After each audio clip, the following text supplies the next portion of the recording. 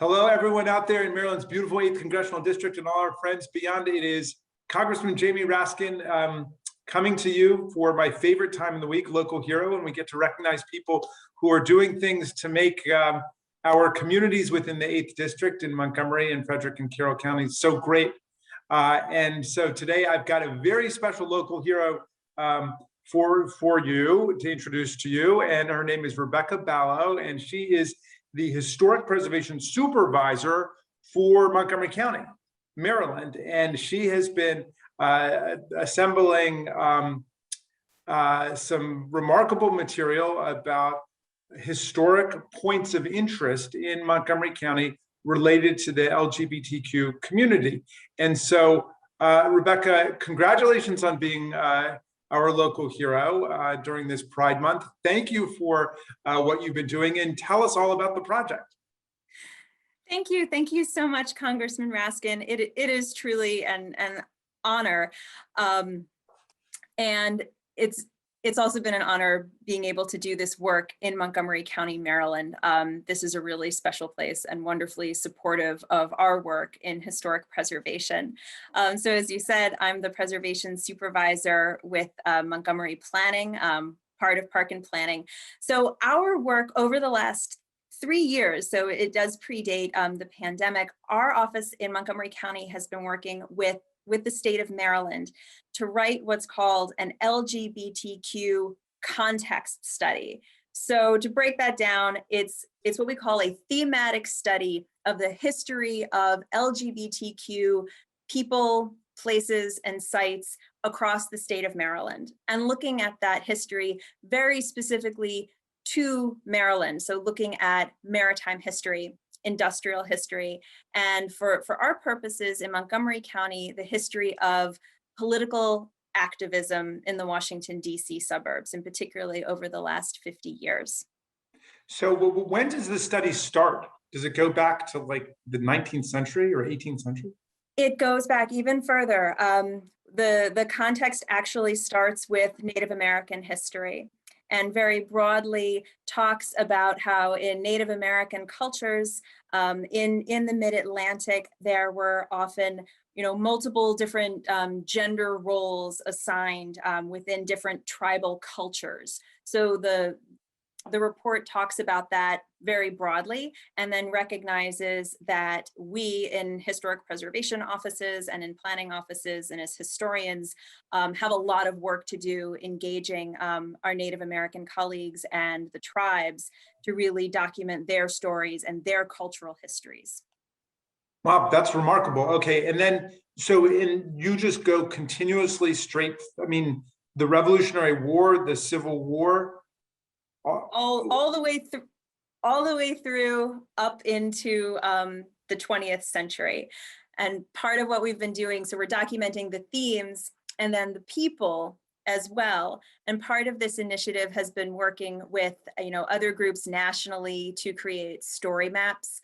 We work very closely with the Rainbow History Project in Washington, D.C., again, to create internet story maps and have a lot of content that is interactive with the public. So if people want to drop pins on our story maps, they can, to document their histories, their family histories, again, other places that we may not be aware of, but that were important to those communities over time. So that's a participatory process. Yes. You're sort of mass sourcing it. Everybody can put stuff in, but just to forgive my fascination with this point, but the historical dimension of it is fascinating to me, because you're talking about doing LGBTQ history before there was any real concept of LGBTQ community, right?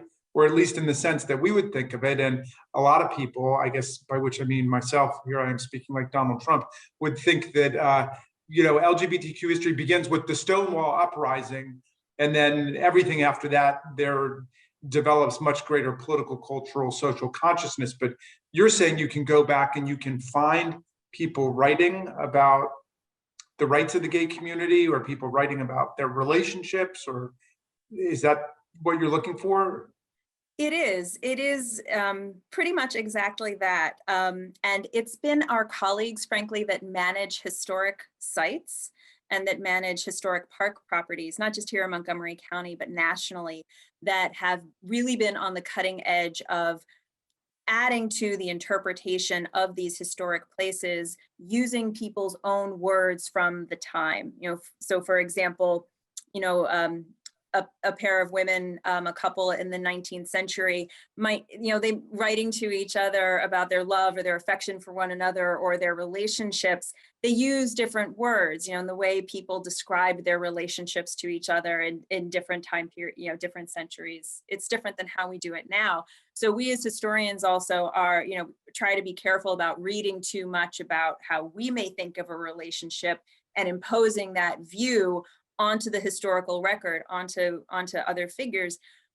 But we also are making room with this to let people speak for themselves, to let their words, their diaries, their letters, their feelings, really come through to the forefront, really, instead of imposing ourselves onto them to have their words, come through in the interpretation of these sites. I'm giving the commencement speech this weekend, Rebeccah, at Walt Whitman High School, and it occurs to me Walt Whitman could be a figure in your study as well, right? I think he's widely reputed to have been gay. Again, I don't know what the words were used at the time, and a lot of his poetry seems to have, that as a theme.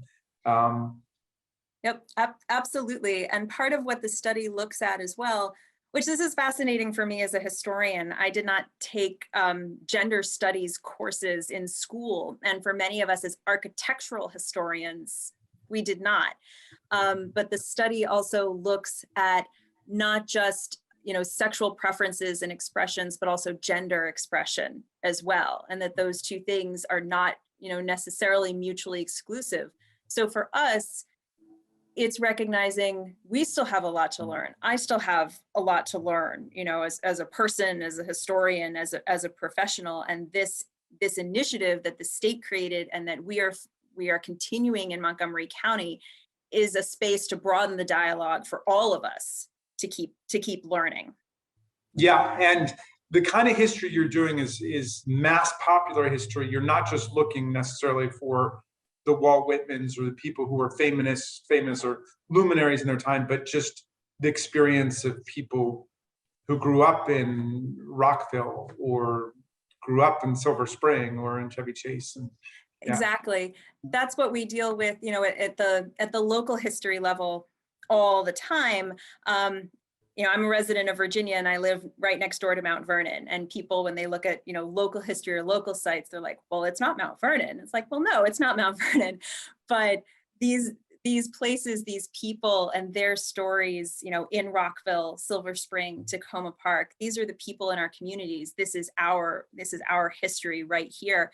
One of the people that we are studying as part of this project is Robert Coggin, who lived in Silver Spring.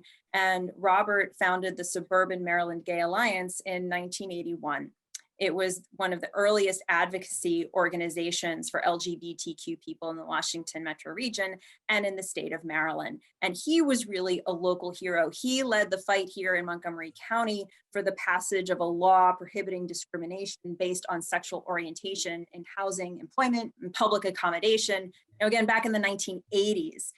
Mr. Coggin passed away a few years ago, but we are studying potentially listing his house to the National Register because of his contribution to our community right here in Montgomery County. I think he worked with my friend Esther Gelman, who was on the Montgomery County Council, who introduced that. She always used to brag about that having been her legislation that she put in. Well, look, Rebeccah, tell everybody where they can go to find your website and they can check out this amazing lost history that you've recovered, and that will continue to enrich our community so much here.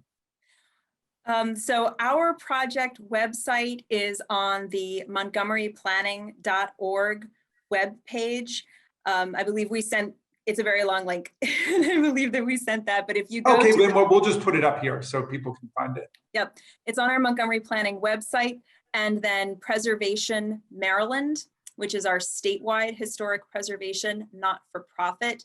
They have a website as well. They've been partnering with us at preservationmaryland.org/LGBTQ, and they have information about the statewide study and sites in the city of Baltimore, Cumberland, Annapolis, across the whole state if people want to learn more.